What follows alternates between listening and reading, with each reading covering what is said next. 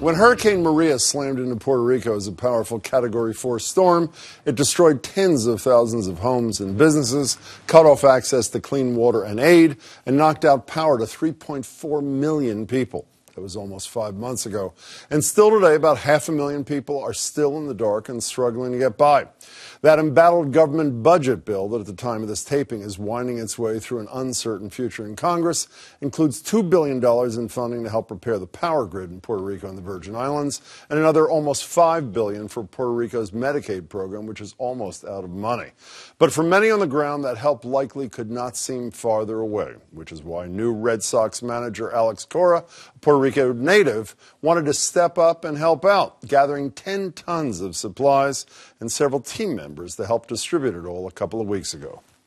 This is real life. You know, we get caught up on W's and L's and championships and World Series and salaries and negotiations and all this stuff. But there's a real world out there, and it means a lot. It means a lot to not only for me but for my family, and I'm glad that we're going back there and help them out, you know, with this relief effort.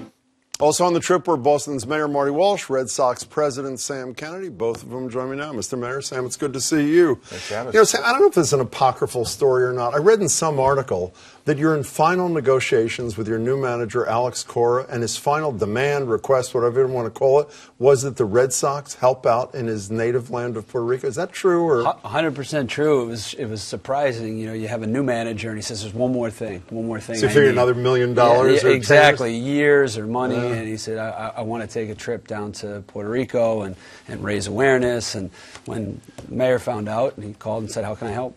How'd you get involved? I remember right after it happened, I think I got this right, you and the governor created this United Fund for Puerto Rico, raised several $100,000. How'd you get involved in this deal, though? I talked to Sam, and we heard the Red Sox were going to go down to Puerto Rico, called Sam and asked, can we do anything? And Sam offered an invitation to me and some other folks from the office, and we had 4 people on the trip that had ties to Puerto Rico, were born there or lived there. One of them was Jose Ruiz, who's one of the police officers with me. He was from that town. Oh, really? And so we went down that day. It was incredible. And a bunch of Red Sox went as well, some big names. And Chris Sale and Rick Porcello and Christian Vasquez, who of course is from Puerto Rico, were there, and they came on their own, and they just wanted to be there to support Alex. And to have members of the City Hall there was just fantastic. And Alex Cora is the real deal. This guy really cares. He called me this afternoon, as a matter of fact, just to thank me again for bringing the crew down. So it was a special day. What'd you bring with, I mean, other than the humans, what'd you bring to the people of Brought Puerto 10 Rico? tons of supplies, which we were able to leave at the San Juan airport. And then specifically in Caguas, we brought all That's sorts of his hometown. supplies. Yes. Cora's hometown, yes. yeah. You So brought what? We brought supplies, regular supplies that people need. There was diapers, there was deodorant, there was water, there was milk. Fruit juice. Fruit, everything. So what did you find when you get there? What's the state of affairs, both with the land and with the people, our fellow citizens, I should say, which most people seem not to Well, a couple know. things with the land. I mean, the pictures aren't as bad as they were in the leading up to the story yet, but there's still some devastation there. A lot, when you're flying in, about every third roof is gone, so you see a blue tarp on them. We saw one crew working on power. This town doesn't have power. I think 40% of the island still doesn't have power. A lot of just tough situations. But with the people, what I found, what struck me, everyone was happy.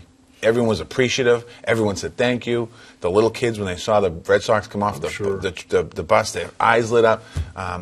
Alex Cora, I watched him a lot during the day too.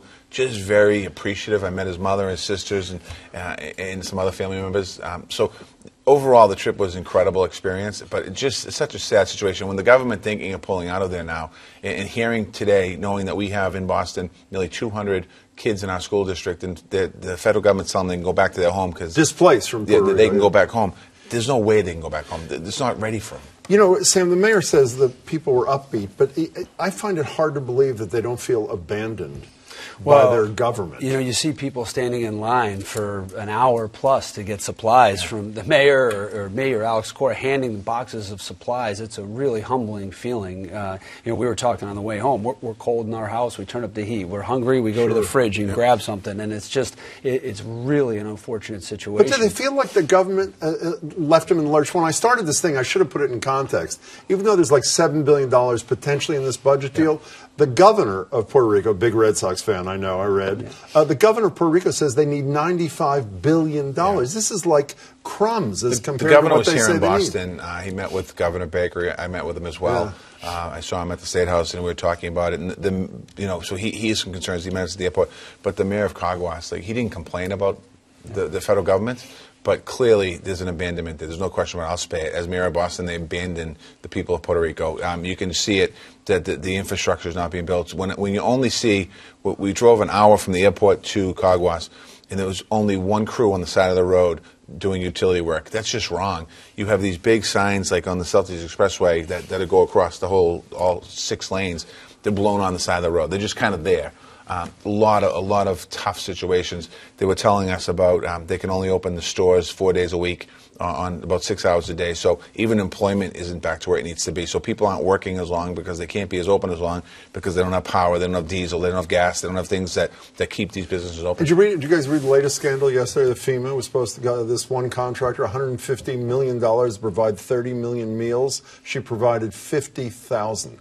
Paid for 30 million, provided. That contractor should go to jail. Well, I would hope that's the case, actually. From you to the prosecutor, Mr. Mayor. What did it mean? I mean, Bob, you didn't bring bench sitters. You brought some of your biggest stars. What did it mean to I know huge baseball fans in Puerto Rico. What did it mean to see the Chris Sales and the Porcellos and the Vasquezes and the new manager? What did it mean to them? It meant the world because we're trying to highlight the issue, right? You can go down there with money and supplies, but to have star players take the time on their own right before spring training to be there, want to be there for Alex Cora, to have the mayor of Boston take 25 hours, 26 hours. But the kids with baseball cards, Chris Sale baseball cards, or Porcello baseball cards, having them sign it. I think the players got more out of it than the kids did. Yeah. How about you guys? What did you get? What does it mean to you? As you said a couple of minutes ago, you guys have pretty good lives, pretty prominent players. Gratitude. I mean, when you go down there in Boston, I think about if the power went out for 6 hours, there'd be an uproar, and the government would have to step in. And you think of a situation in a country like Puerto Rico that has a problem before a hurricane hit. And we talk about Hurricane Maria. They actually got hit right before that as well, so they got 2 back-to-back hurricanes. Do you think it's because of the color of their skin? I mean, Houston and Florida didn't experience this kind of delay. No, I don't necessarily think it's that. I just think it's the inability of FEMA. This isn't the first time FEMA's messed up something. I mean, they did it during Katrina back in the day. I just think that they're not taking these natural disasters serious enough. What did it do for you? It was just a reminder to try and put yourself in someone else's shoes. You know, we are so fortunate. We live in the best city in the country here in Boston, but try and put yourself in someone else's shoes going through what those people are going through, and it's not right. So we only have a minute left. Speaking of joint projects, is one other potentially joint project. Your boss wants to rename Yawkey Way because of the history of racial. You're going to work news in here somehow. No, I mean, it's a related kind of, where are we on this? Well, we're having lots of discussions with the city and the neighborhood. It is a community process, and we're trying to make Fenway as inclusive and as open as we possibly can. And it's just one symbol, but no indictment on the Yawkey Foundation. These are great people that are doing great work in this city and our community. But it's a public process. It'll play out over the next couple of weeks. Does the mayor of the city of Boston support the effort to change the name of the street? I would never speak for the mayor of the city of Boston. Oh, well, he happens to be here. Do you support the Red Sox thing? I'm going to support what the community wants, what the abutters want, and that's how the process works. And I think that we had a meeting a couple days ago meeting with the Red Sox to get into the details about this. And I think Sam summed it up nice. I think that there's a distinction here between what's being proposed here on Yawkey Way and the Yawkey Foundation. And I think we have to remember that the Yawkey Foundation has donated hundreds of millions of dollars to the city of Boston in 15 or 16 different institutions. They're a great corporate partner. And in this situation that's happening, and I had a conversation with John. I'll let him speak for himself, John Henry. I'll let him speak for himself. But, he gave me some insight yesterday that I wasn't aware of. So I think that the process is, real quickly, the Red Sox will file a petition, get the abutters on the street to sign it. It has to be 100% of the abutters.